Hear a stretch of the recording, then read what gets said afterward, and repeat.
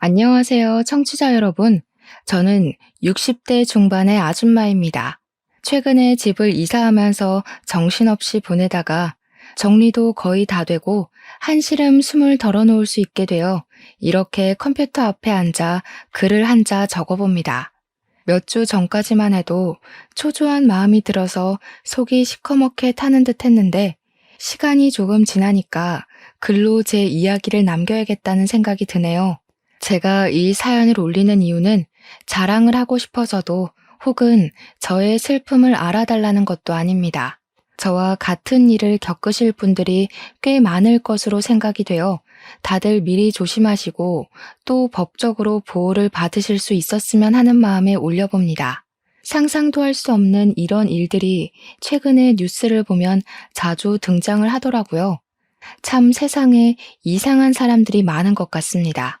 딸 자식 가진 부모로서 모두에게 경각심을 주고 싶은 마음에 사연을 써내려가니 끝까지 들어주시고 현명하게 헤쳐나가실 수 있도록 기도하겠습니다.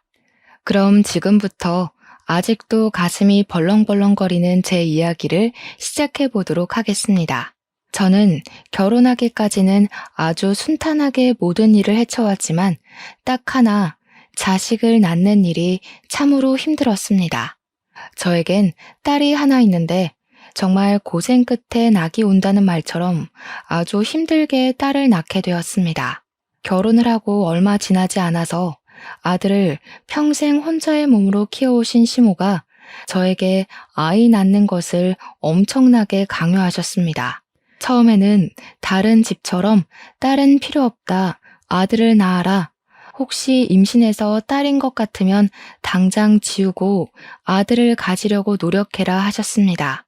그때만 해도 병원에서 암암리에 성별이 딸이면 낙태 시술을 해주기도 했기 때문에 시모는 저에게 이것저것을 강요하셨습니다. 임신해서 배 모양이 퍼지면 딸이고 동그랗게 나오면 아들이다.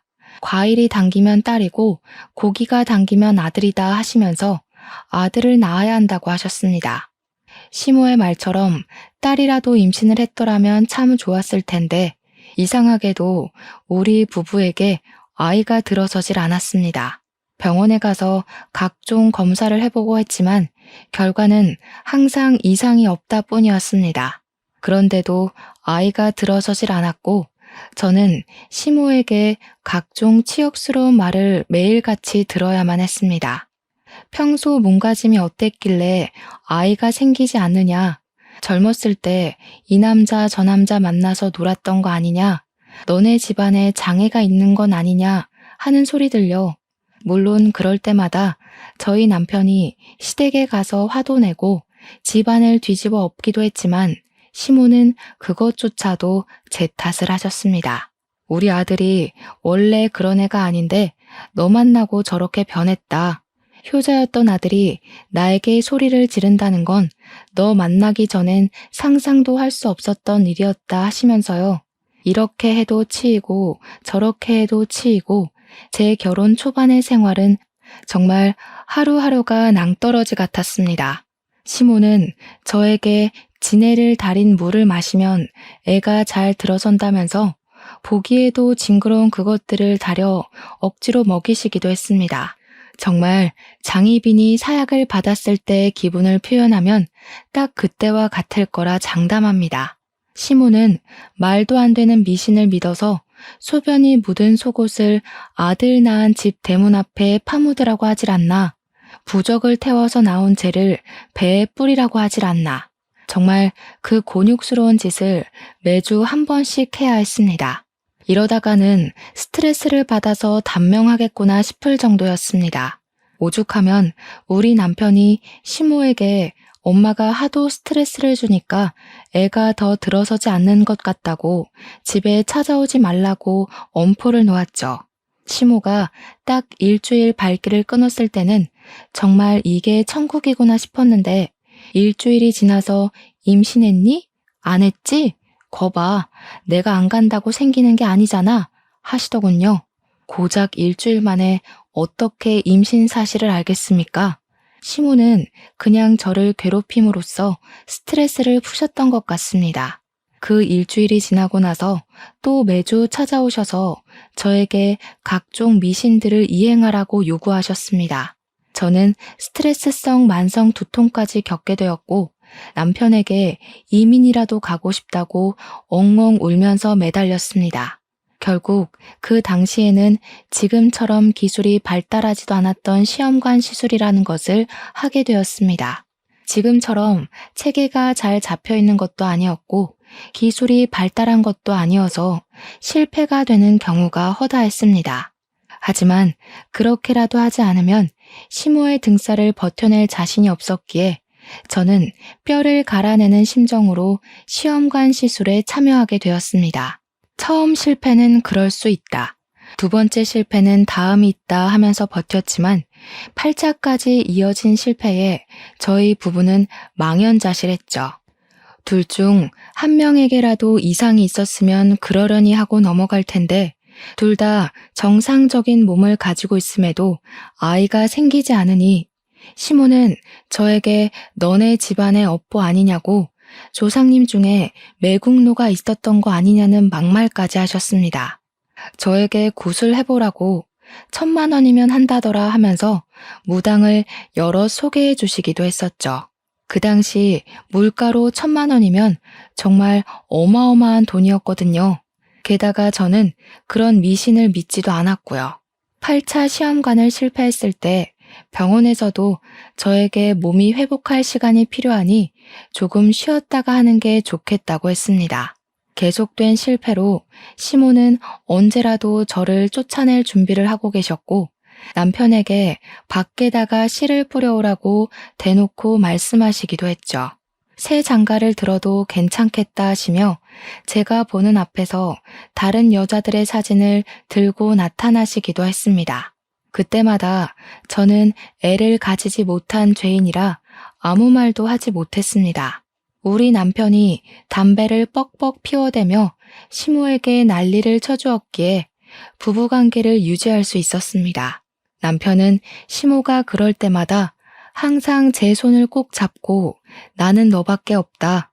너 말고 다른 여자랑 재혼할 생각도 없고 아이를 가질 생각도 없다며 제 편을 들어주었습니다. 남편은 시모에게 차라리 아이를 입양해서 키우는 한이 있더라도 제 마누라랑은 절대로 헤어지지 못한다고 못을 박았습니다. 시모가 입양이 무슨 소리냐고 절대 안 된다. 우리 아들의 씨를 남겨야 한다고 바락바락 악을 쓸 때에도 남편은 든든한 벽이 되어 주었습니다. 남편이 출근해 있는 시간에 시모가 찾아오거나 전화를 하면 어쩔 수 없었지만 남편이 저와 함께하는 시간 동안만큼은 든든했죠. 제가 이 지옥 같은 시집살이를 겪으면서도 버틴 건 오로지 남편 하나 때문이었습니다. 사람 일은 정말 한 치 앞도 모르는 거라고 27살에 시집을 와서 36살이 되던 해에 그렇게 정정하시던 시모가 갑자기 쓰러지시게 되었습니다. 그 전날까지도 저에게 거머리 같은 년이라고 당장 짐 싸서 나가라고 호통을 치셨던 시모였는데 말이죠. 친구들이랑 등산을 가셨다가 산 중턱에서 뇌출혈이 와서 갑자기 쓰러지신 겁니다. 친구분들이 어찌어찌 119에 신고를 했지만 당시에 휴대폰이 있었던 것도 아니고 구급대원이 헬기를 타고 구조를 하던 시대도 아니었거든요. 구급대원이 도착하기까지 시간이 너무나도 많이 흘러버렸고 거기서 병원까지 가는 길도 지체가 되어 완벽하게 골든타임을 넘겨버리고 말았습니다. 신고를 하고 구급대가 도착하기까지만 해도 1시간이 훨씬 넘게 걸렸다고 하니까요. 거기서 시모를 들것에 싣고 산을 내려가는데도 시간이 소요됐을 테니까 말이죠. 아무튼 우리 시모는 병원에 도착해서 아무런 처지도 받지 못했습니다. 이미 뇌사 상태에 빠진 다음이었고 저희 남편은 과감하게 장기 기증을 하겠다고 하였습니다. 그대로 사망 선고를 받게 된 시모는 죽어서야 남들의 생명을 살리는 일을 하시고 뼈 조각만 몇 개 남아 화장을 하게 되었습니다. 우리 남편은 호울 시어머니를 잃고 슬퍼했지만 저는 솔직히 하나도 슬프지 않았습니다. 시모의 영정 사진을 보고 있는데 죽어서도 내가 너 아들 낳는지 안 낳는지 지켜보겠다 하는 것처럼 보였거든요. 마지막 가는 길까지 시모의 영정 사진을 제대로 쳐다보지도 못했으니 그동안 제가 얼마나 괴로웠는지 짐작이 가시겠죠? 하필이면 친구들이랑 놀러 가셔서 변을 당하시다니 속으로는 벌 받은 게 틀림없다고 생각했습니다. 그런 생각이 제 머릿속을 꾸준히 지배할 만큼 제가 시모에게 쌓인 것들이 많기도 했고요. 10년 동안 결혼 생활을 하면서 임신도 하나 못하는 버러지 취급을 받았으니 그런 생각이 드는 게 어찌 보면 당연한 것 아니겠습니까? 그렇게 장례를 치르고 남편과 둘이 생활을 하게 되자 정말 10년 만에 신혼이 찾아온 듯한 기분이 들더라고요. 이제는 사랑이 아니라 정으로 살 법도 하지만 너무 오랜만에 찾아온 자유라 그런지 남편과 더욱더 사이가 좋아졌습니다. 그리고 시모가 돌아가신 지 얼마 되지 않아 정말 기적같이도 제가 임신을 하게 되었습니다. 저는 처음에 제 몸의 변화를 눈치채고도 임신이라 생각하지 못해서 소화제도 열심히 먹고 내과도 계속 다녔습니다. 의사 선생님이 제게 혹시 임신하신 것 아니냐고 빨리 약국에서 테스트기 사서 해보시라고 그제야 임신인가 싶더라고요. 집에 와서 테스트기를 해봤는데 선명하게 두 줄이 뜨는 걸 보고 정말 귀신이라도 본 듯 소스라치게 놀랐습니다. 10년 동안 임신이 되지도 않고 그럴 기미조차 보이지 않았었는데 시모가 죽자마자 임신이라니 이게 무슨 운명의 장난입니까? 저에게 집안에 업보가 쌓인 거라고 저주를 퍼부었던 시모였는데 아무래도 업보가 쌓인 건 제가 아니라 시모였던 것 같습니다. 하지만 임신 테스트기 하나로는 안심이 되지 않아 약국에서 5개를 더 사왔고 5개 모두 두 줄이 뜨는 걸 보고서야 저는 눈물이 나오더군요. 바로 산부인과로 달려가서 검사를 했는데 의사 선생님께서 저에게 축하한다고 임신이에요 산모님 하더라고요. 산모님이라는 소리를 듣는데 정말 너무 감격스러워서 말더듬이처럼 어버버거리면서 곧 고맙습니다 했죠. 속이 미스거리고 미열이 있고 생리가 늦어지던 몸의 변화를 왜 바로 눈치채지 못했었는지 참 바보 같더군요. 10년간 임신이 되지 않았기에 앞으로도 임신이 될 리가 없겠구나 하면서 스스로를 내몰았던 저를 반성하게 되었습니다. 임신입니다, 산모님. 이라는 말이 계속 귓가에서 떨어지지가 않아 너무나도 행복했습니다. 그 마음은 정말 어떻게 다 표현을 해야 할지 저는 집에 오는 길 내내 울면서 돌아왔죠. 임신 7주라는 말에 너무 신이 났고 이 사실을 남편에게 어떻게 전해야 좋을지 고민이 되더라고요.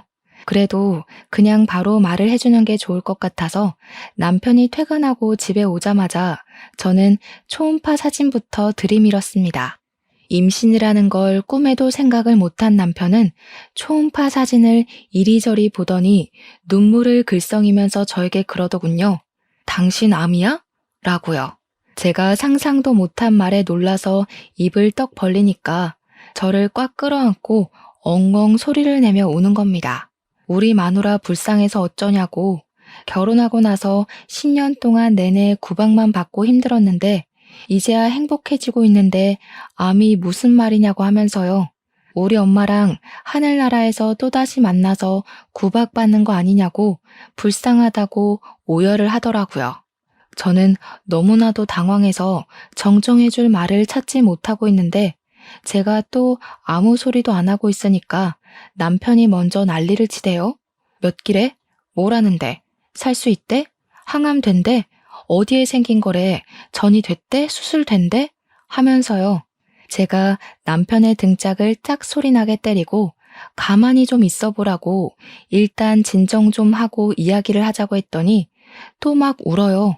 한참을 주저앉아서 울던 남편이 희망을 잃지 말자고 우리 수술부터 하자고 하더라고요. 그래서 암 아니고 임신이라고 이거 우리 뱃속의 아기 초음파잖아. 하고 말을 했죠. 우리 남편도 정말 상상을 못했는지 입을 떡 벌리고 한동안 아무 소리도 못하고 제 얼굴을 한번, 배를 한번, 얼굴을 한번, 배를 한번 쳐다보더라고요. 그러더니 임신?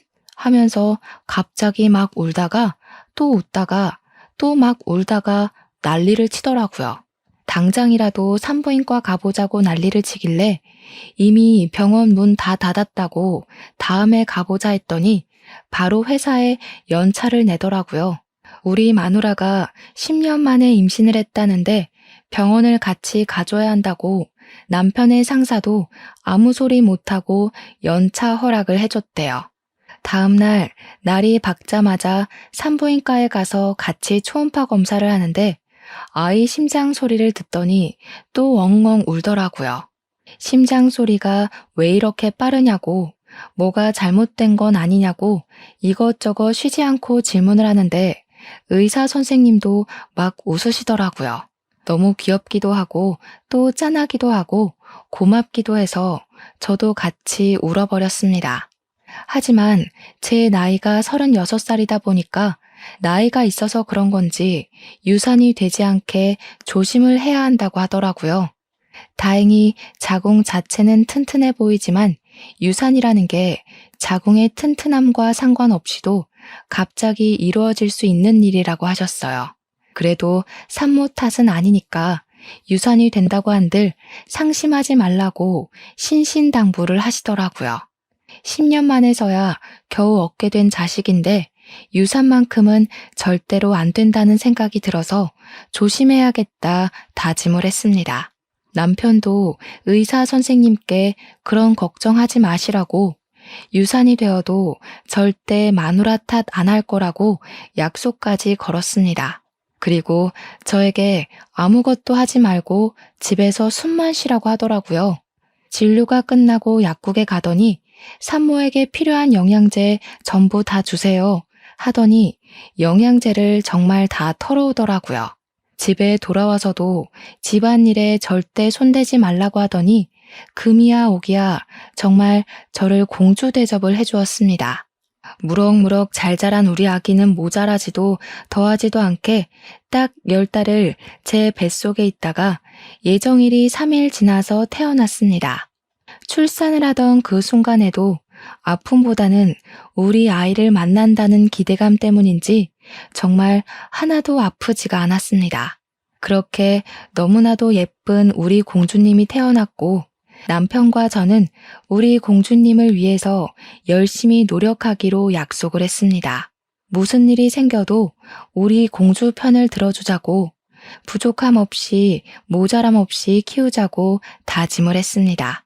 우리 공주의 첫 뒤집기, 걸음마, 엄마 아빠 하고 부른 그날 첫 어린이집 입소부터 고등학교 졸업까지 정말 모든 순간을 함께 나눴습니다. 매일같이 사진을 한 장씩 찍었고 앨범이 수십 개가 나올 정도로 사진을 찍어 채웠습니다. 우리 딸이 수능을 보던 날 정말 만감이 교차하더라고요. 언제 이렇게 컸는지 이 시험이 끝나면 우리 딸이 성인이 되는구나 싶어서요.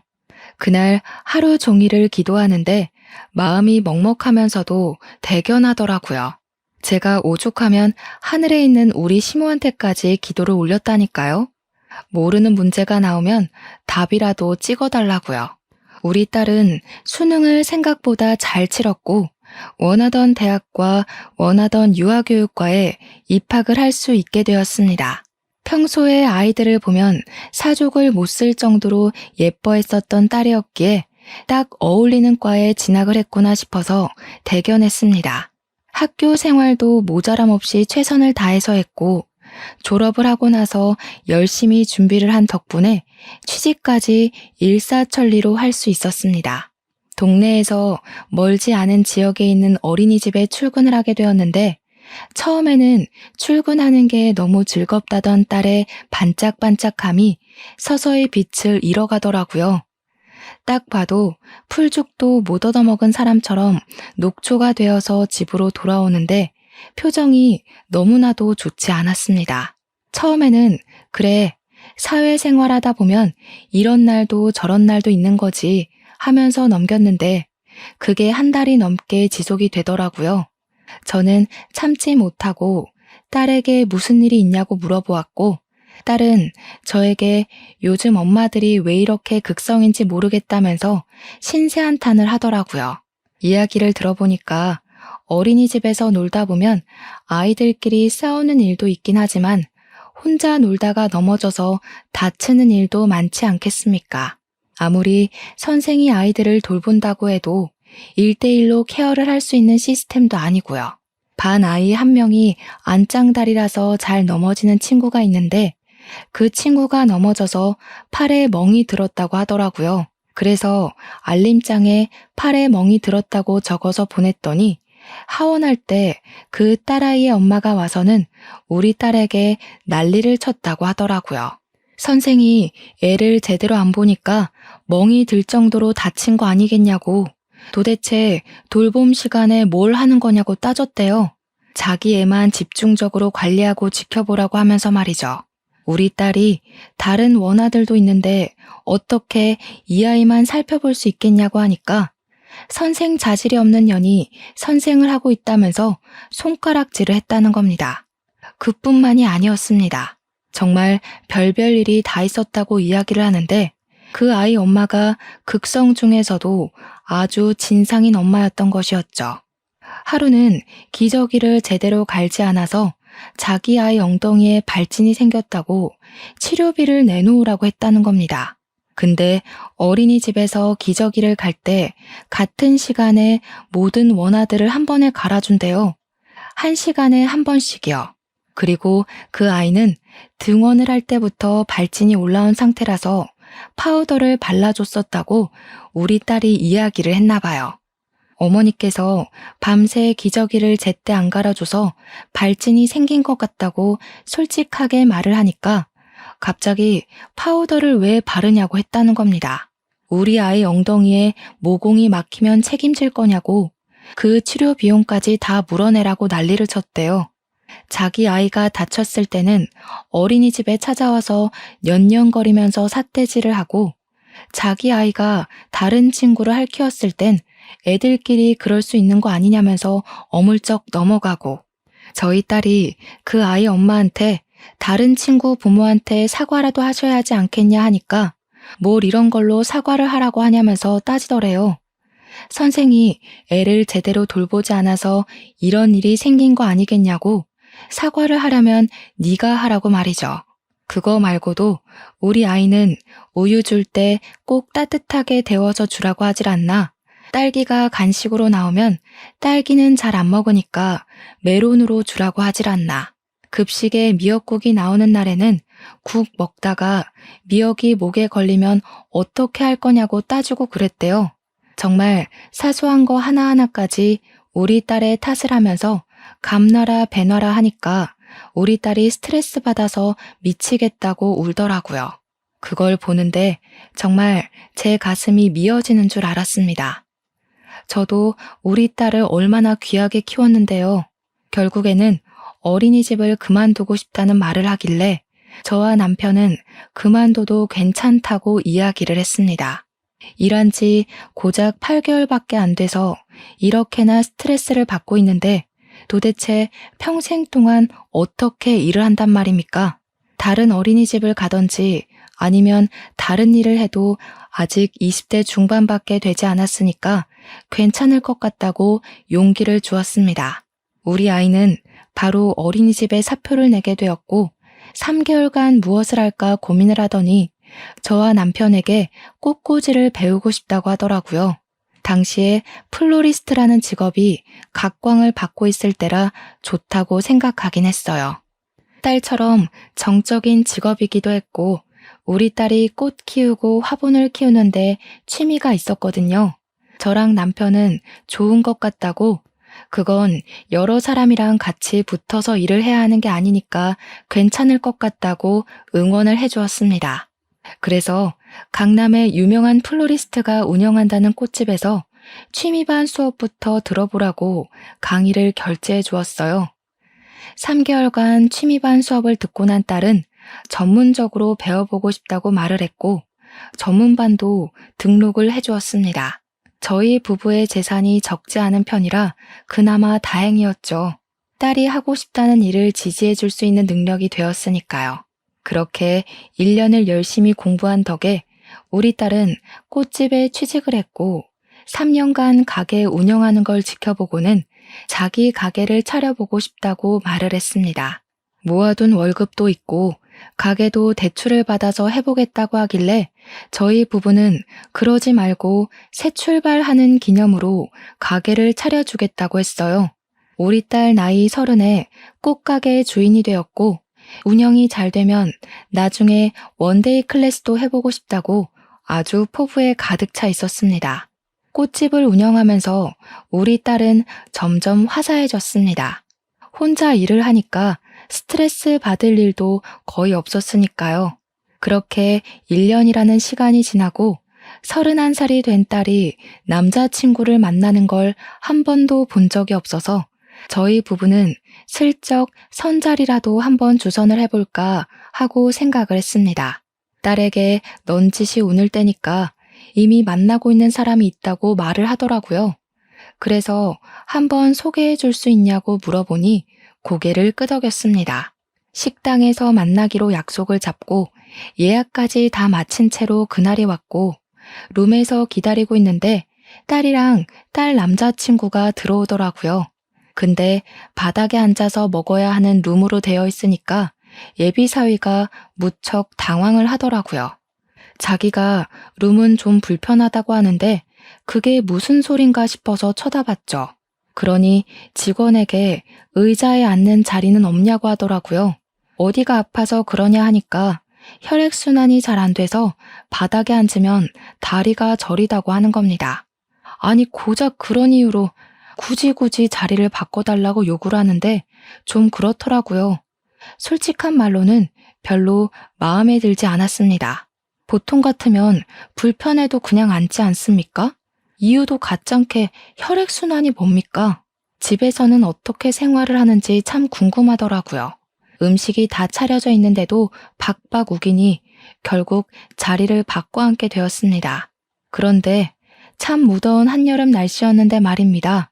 아무리 식당에 에어컨이 빵빵하다고 해도 되게 긴 바지를 입었더라고요.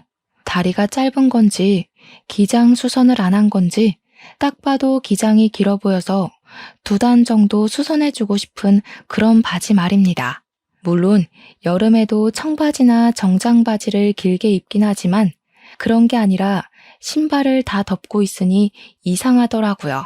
거기다가 면도 여름용 얇은 게 아니라 가을, 겨울용 두꺼운 모직 같은 걸 입었는데 보고 있어도 후끈후끈 하더라고요. 패션 센스도 영 이상한 것이 우리 딸이랑 결혼하기엔 한참 부족한 친구로 보였습니다. 그럭저럭 식사 자리를 유지하고 있는데 회사를 다니고 있고 영업직을 하고 있다고 하더라고요. 명함도 없고 좀 수상해서 회사가 어디냐 하고 물어보니까 C기업에 다니고 있다고 하는 겁니다.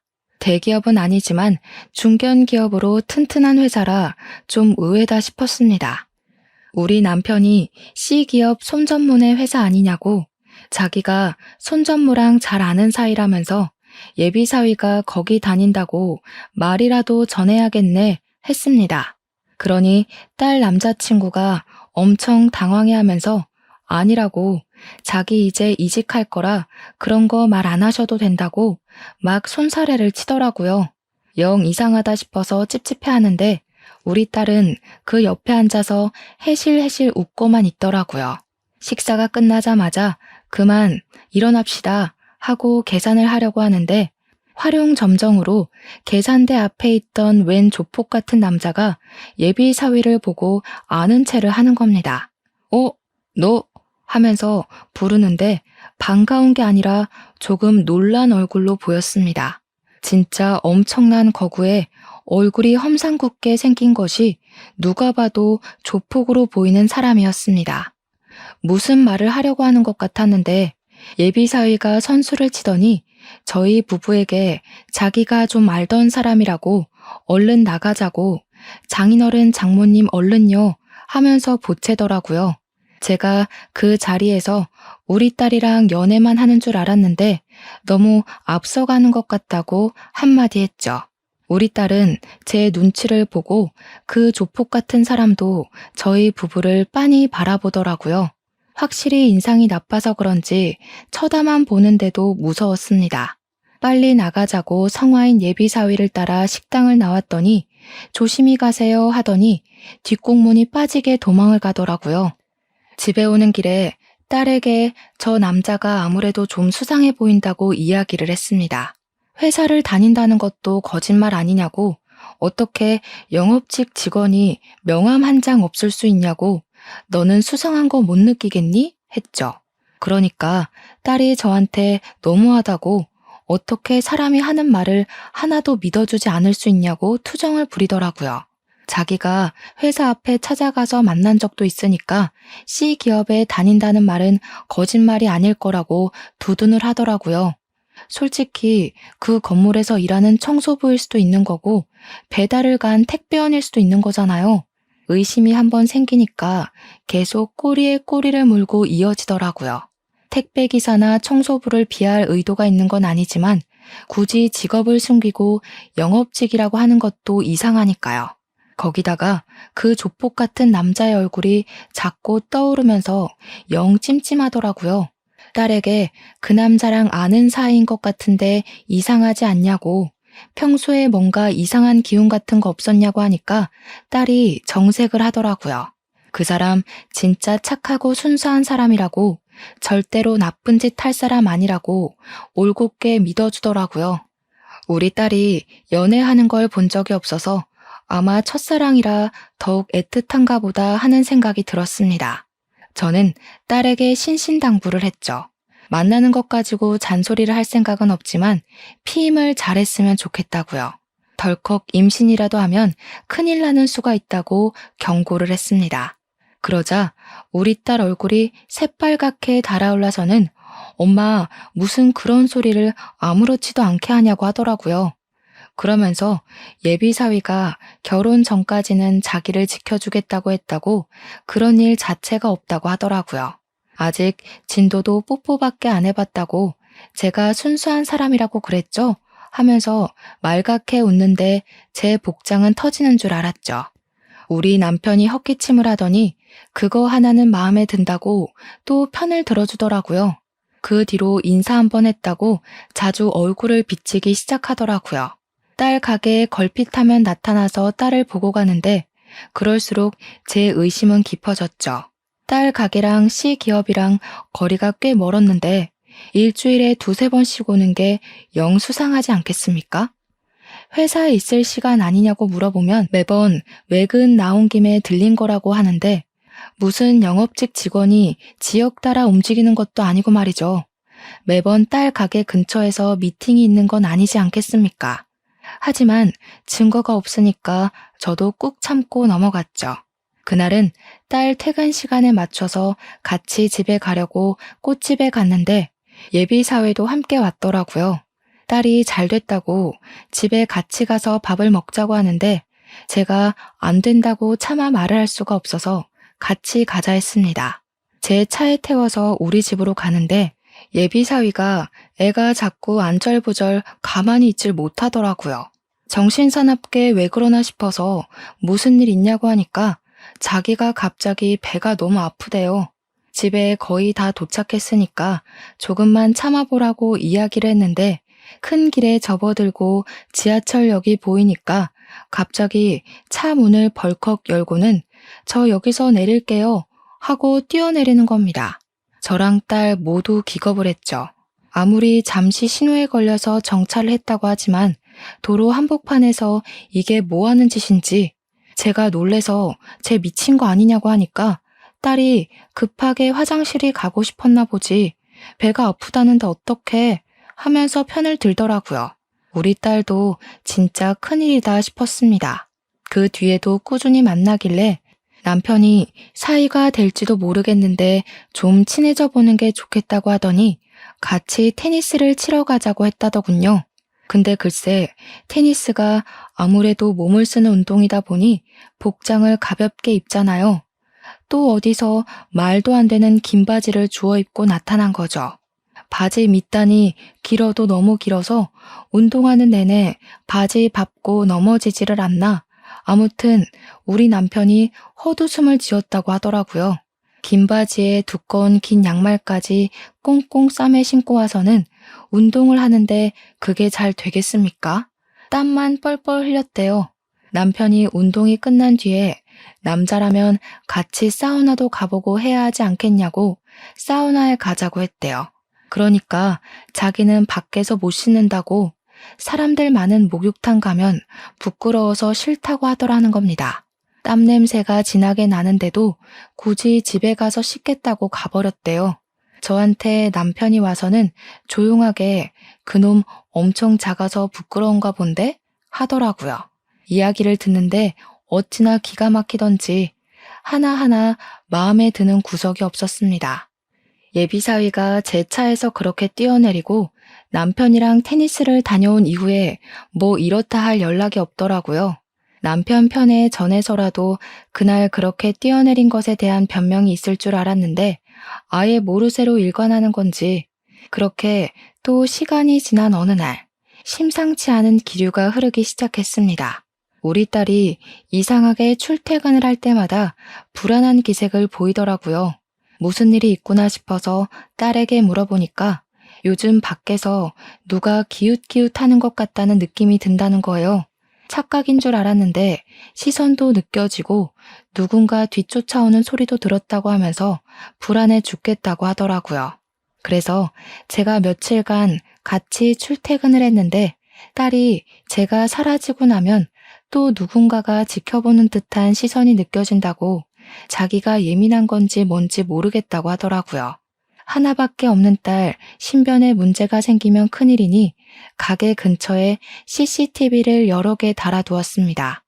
딸이 CCTV가 생기니까 안심하고 출퇴근을 했는데 며칠 뒤에 저에게 당장 가게로 와줄 수 있냐고 연락이 왔습니다. 놀래서 남편이랑 같이 가게에 갔는데 예전에 식당에서 만났던 그 조폭 같은 사람 기억나냐고 딸이 상기가 되어서 묻더라고요.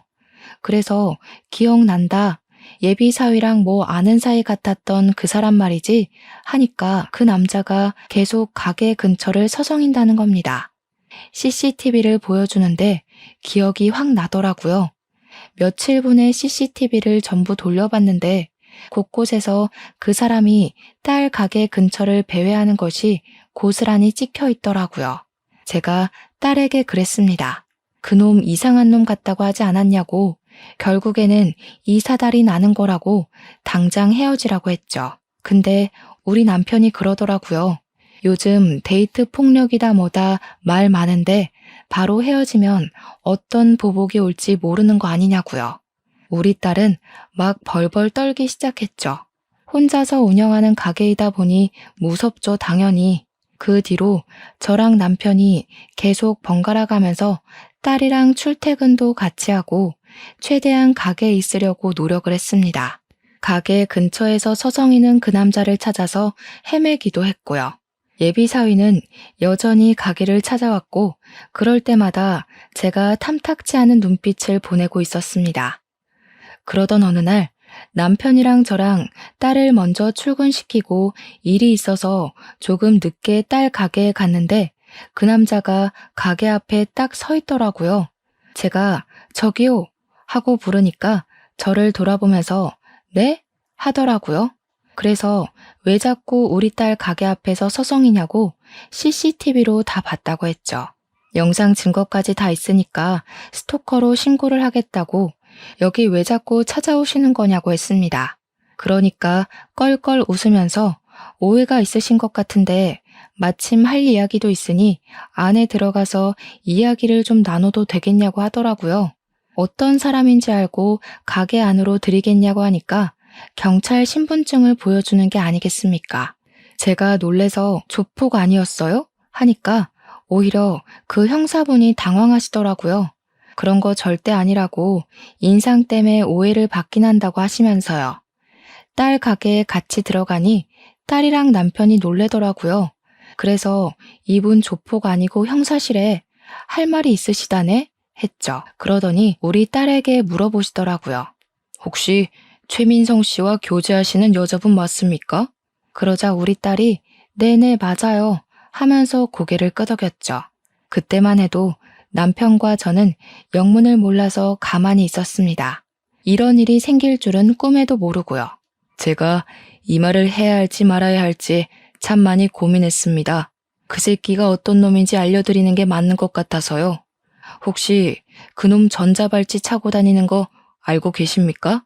그 말에 저와 남편은 물론이고 우리 딸까지 아무 말도 못하고 형사분의 얼굴만 바라보았습니다. 도저히 믿어지지가 않는 말이었죠. 발목 보신 적 없으시죠? 전자발찌 차고 있습니다. 아동 음란물 소지하고 성추행을 저질러서 징역을 살다 나와 전자발찌 2년을 구형받았습니다. 이제 곧 해제를 할 때가 됐는데 우연치 않게 식당에서 만난 거죠. 장인 장모라고 부르길래 놀래서 며칠 미행을 하며 지켜보다가 따님분 가게를 알게 됐고 아직 결혼까진 하지 않았지만 곧 할 사이로 보여서 말씀드리려고 찾아온 겁니다. 그 자식 징역을 처음 산 것도 아닙니다. 완전 성도착증 환자예요. 성범죄로 얻은 전과가 14범입니다. 14범. 그래서 지켜준답시고 옷을 벗을 수가 없으니까. 우리 가족은 모두 경악에 가득 차서 표정 관리를 할 수가 없었습니다. 손을 벌벌 떠는 딸을 보고 얼마나 가슴이 미어지던지 형사님이 딸에게 명함을 주면서 위험하면 연락을 달라고 그 자식이 강약 약강의 표본이라고 말을 하셨죠. 저희 딸에게 어떤 해코지를 할지 모르니까 자기가 며칠 더 지켜보겠다고 하루빨리 정리하라고 하더군요. 저랑 남편도 형사님 말을 듣는 게 좋을 것 같다고 하니 딸이 고개를 끄덕였습니다. 저희 셋은 형사님의 말에 아무 말도 못하고 충격 속에서 빠져나오지 못하고 있었는데 그 순간 예비사위가 태연하게 가게에 들어오더라고요. 저기 나왔어 하고 들어오다가 떡하니 앉아있는 형사님의 얼굴을 보고 사색이 되더라고요. 딸이 형사님도 있으니까 용기가 난 것인지 예비사위의 바짓단을 확 올렸는데 정말 양말 안쪽으로 두툼하게 전자발찌가 떡하니 채워져 있었습니다. 전과 14범이라고? 그것도 성범죄로 전자발찌까지 부착하고 있었으면서 그걸 숨겨? 아이씨, 야. 딸의 남자친구가 갑자기 표정을 싹 바꾸고 딸에게 위협적으로 다가가면서 소리를 치는데 형사님이 그 앞을 딱 막더라고요. 너 여기서 문제 일으키면 가중처벌 되는 거 알지? 지금 유예 기간인 거 알아 몰라? 아, 진짜 다 된 밥에 재 뿌리네. 야, 너 재수 좋은 줄 알아? 그러더니 뒤도 안 돌아보고 성큼성큼 나가더라고요. 다리에 힘이 풀린 건지 딸이 순간 바닥에 주저앉았습니다. 형사님도 저러고 나간 놈이 언제 돌변할지 모른다고 신변 보호 프로그램 요청을 해보는 게 좋겠다고 하셨습니다. 저희는 고민 끝에 경찰서에 찾아가서 도움을 요청했고 딸 주변에 경찰을 배치하기로 결정이 내려졌습니다. 그런데 정말 무섭게도 전 예비사위가 딸 주변에 경찰이 배치된 걸 몰랐는지 가게 근처에서 어떤 여자를 성폭행하려고 시도를 하다가 현행범으로 잡히게 된 것입니다. 전자발찌를 차고 있는 유예 기간에 현행범으로 체포가 되었으니 바로 법정 구속이 되었고 구치소에 수감이 되었습니다. 저희는 징역이 이번엔 꽤 구형될 거라는 형사님의 말에 한시름 마음을 덜게 되었습니다. 하지만 불안한 마음을 감출 수가 없었기에 가게 전세가 4개월 남았지만 가게를 미리 정리하고 과감하게 이사를 결정했습니다. 서울 중심 한복판에서 경기도 외곽 쪽으로 집도 옮겼고 가게도 옮기기로 결정을 했습니다. 딸이랑 우리 부부의 전화번호도 바꿔버렸고 그 범죄자가 한번 탔었던 제 차도 알아볼까 무서워서 팔아버렸습니다. 정말 사람 멀쩡하게 생겼다고 속까지 멀쩡한 게 아니라더니 얼마나 무서웠는지 모르겠습니다. 지금도 간간히 형사님과 연락을 주고받고 있고 아무도 알아볼 수 없는 곳으로 이사까지 왔으니 마음이 놓이긴 합니다만 그래도 사람 일은 모르는 거니 조용히 살아보려고 합니다. 요즘 이런 일이 비일비재하게 일어난다고 합니다. 주변에 숨어서 속내를 숨기고 다가오려는 놈들 말이에요. 그래도 인터넷에서 성범죄와 관련한 전과범들을 조회할 수 있다는 걸 참고하시면서 청취자 여러분들도 저와 같은 일이 생긴다면 부디 현명하게 대처하시길 빌겠습니다. 가슴 철렁한 사연 들어주신 여러분 정말로 감사합니다.